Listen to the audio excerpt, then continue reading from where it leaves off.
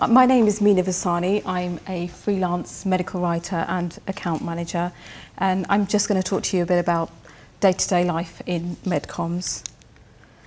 I'm just going to cover very briefly my experience, my qualifications, day-to-day life, what it's like working in a medcoms agency, and the key skills that you require for this. So I have a degree in biology, I have a PhD in pharmacology, and following this I worked for a year with a science journalist at the BBC I worked on things like scripts for radio programmes, research for books, I put up a website for him, carried out interviews for people. So just a good grounding in the basics of science media. I then went on to become a medical writer. I've been doing this for the past 10 years at a number of agencies, both as permanent staff and as a freelancer. And I've also been working as an account manager for the past 6 years. So to begin with, I worked with two very different agencies. I started with Ogilvy, very big agency, and there I was a medical writer, an associate medical writer. That was my first position. And I was essentially in a lovely office, very quiet, sort of woody surrounding, sat with 5 or 6 other writers, and we had peace and we wrote and we wrote. We were given key therapy areas and we worked on those primarily. There wasn't much crossover from one therapy area to the other. But we were very much supported by a team of editors and by the account management team. Very minimal client-facing work, the odd sort of meeting that we'd attend, but otherwise very writing-based. I then moved on to TVF Communications, where a change in terminology, but I was a medical project manager there. So I worked as a medical writer, put together the writing side of projects, but then I was also responsible for briefing other teams. So I would talk to the client directly. They'd say, you know, we want an information booklet for patients. So I would talk to the production guys. We look at a few designs, a few layouts. We look at budgets and things with the client, and I put together the copy for these as well. Not on my own with a whole team of people, but it was a very sort of rounded job. In my experience, the medcoms agencies that I've worked with over the years kind of fall into these 3 key categories. So you have the client services side, very much client focused, and they generally do the complete project management. So they need to make sure that they put together a realistic budget for clients. Clients will always push back on costs and exact specs for the things you're proposing. So they'll do a lot of the client negotiation, timelines, costs and everything else to go with it. There's also a lot of travelling out to client meetings, a lot of face-to-face contact, and generally building up a relationship with them. They then bring that knowledge back in-house. They are the ones that will be briefing the head of writing team and all the junior writers. They'll have some sort of input with reviewing their work, but generally it's ensuring work is completed in the writing team to time, and things like references that you might need or feedback you might need from the client along the way. Client services will take care of all of that. The editorial team will be junior writers. You'll have a team of editors if you're lucky. Sometimes you'll be doing editing within the team yourself, and you're always headed up by a line manager, or there'll be a head of editorial who will also be overseeing your work. With all the agencies, I've always found the junior writers do get a lot of support along the way. There's always people you can turn to. Very rarely are you left to sort of deliver a piece that's going to go straight to clients. So there are always people to talk to. It's generally quite a structured setup, and you can work your way up that just with the amount of experience you'll gain as you go along. And as you go up the ladder, you will expect to have much more client experience, and you'll be doing a lot more strategic work as you go along as well. There's often a lot of overlap between the client services and the editorial team. Production generally is a bit more standalone because it's a very sort of niche area within that, and you need to be familiar with design programs, with formatting, with lots of more sort of technical issues, I suppose, so dealing with websites, dealing with colours and logos and that kind of thing. Not what a scientist sort of does in their day-to-day life in academia. So some of the projects I've worked on, I've just listed up a few, just so you've got a general idea of the kind of things you may be involved in if you go into medcoms. Written materials have varied a lot. You'll do something very simple. A patient information leaflet is quite a common small piece that you may start off with as a junior writer. It's really the skill of sort of simplifying language down, making things nice and calming. Think about the kind of things that would be relevant for a patient that's just been newly diagnosed with something or is starting a new treatment that may have troublesome side effects to it.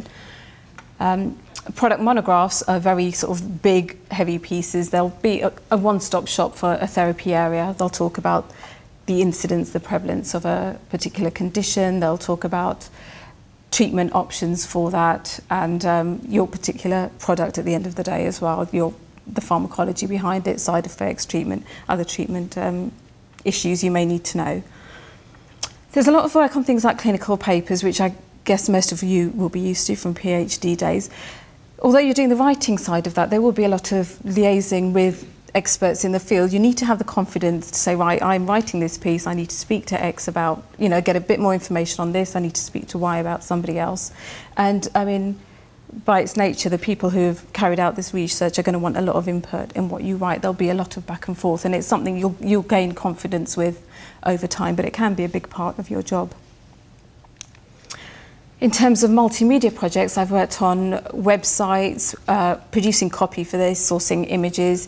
You'll do things like you may put together videos or mode of action animations along working with the production team. So it's very varied, the kind of thing you can do. One of the things I worked on was a DVD for breast cancer consultants, where I was the writer and I was also an account manager on this account as well. So we had a few treatment issues we needed to talk to consultants about. So I'd put together a list of interview questions. We identified some key consultants that would talk to us. We went up to their units across the UK, these were, and took a cameraman and took one of the production guys, and we just filmed headshots, little short interviews with these guys.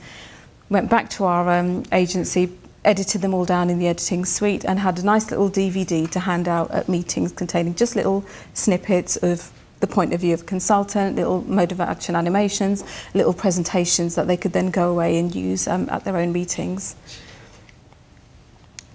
One of the big parts of my work at the moment, and something you'll end up working on either as a writer or an account manager, would be speaker meetings.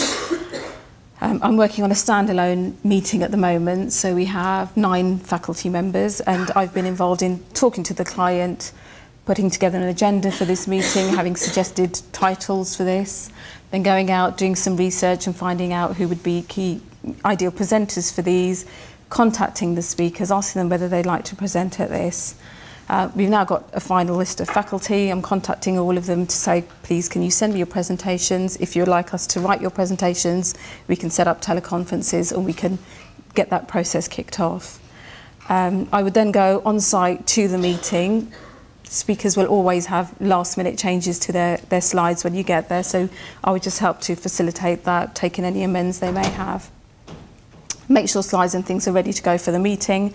Anything else the faculty needs, they would come to me as their key contact, and I would make sure that happens. Also, you do a lot of just talking to people at the meeting, talking to delegates, finding out key topics. There'll always be topics that come up during the discussion and the Q&As, and you'll sort of make a note of these. There'll be things to go back and discuss with the client later, either informally or as post-meeting reports. You'd write these up. They are a great opportunity to travel. Last year I was at a meeting in Dubai for 3 days, a really big standalone meeting where I had the day to have a look around Dubai. It was great, a day's holiday straight after the meeting. I've been to meetings in Miami and across Europe where you're in the hotel, you're there for 3 days, you don't see daylight, and then you're out, you're back on the plane and you're home again. But there's a real sort of range between the two. So as a writer, I've worked on all of these projects I've just mentioned. And as an account manager, I've worked on the same projects, but just doing slightly different things on each. So if you're interested in more of the logistical side of this, more of the client-facing side of this, that's always an option. But as we have discussed, there's always room for overlap between the two. You can start off in one and move to the other as you gain experience. So days are generally very busy, very varied. You will have time slots in the day to get your day's to-do list done. You'll have a chunk of writing you need to get done. But there's always going to be other meetings, there'll be clients contacting you, there'll be training going on, there'll be admin going on. So you need to be able to get your head down. When you've got an hour, you need to be able to use that hour efficiently and get working. And if you're working across multiple projects, it's a real skill to be able to multitask that in a busy office environment. I've been quite optimistic with a 9 till 5:30 day there, but you can end up being in the office all hours, or you can have nice quiet days as well. It's a real sort of variation. So in terms of MedComms, there's a lot to enjoy there. I think if you enjoy meeting people, if you enjoy the fast pace of it, you'll absolutely love a career in MedComms. I mean, if you want to be less client facing, if there are things you enjoy and things you don't, there's always a space for you in an agency, but it is really important to figure out which agency will work for you. They're all very, very different, and you may hate working in one, you'll absolutely love working in the other. So when you're upstairs here, when you're talking to people or when you go for initial interviews, it's really worth taking the time to think about what that agency can offer you and what you can offer that agency. I would say your qualifications, your PhDs, masters, whatever it is that you have, are just the beginning, and you do need to go into a job proving that you can do more than that. You need to have all these skills: stay calm under pressure, excellent research skills, enjoy writing, and if you have anything outside your PhD that can demonstrate these skills, then definitely all the better. I know when I've been working on the writing side and we're looking at new writers, we kind of take the PhD almost as a given, and we want to know what else it is they can offer to the team. And working well, I would say working well in a team is a really big part of that. So my details are up there. If anybody wants to get in touch, ask more questions, that's absolutely fine by me. Thank you for your time.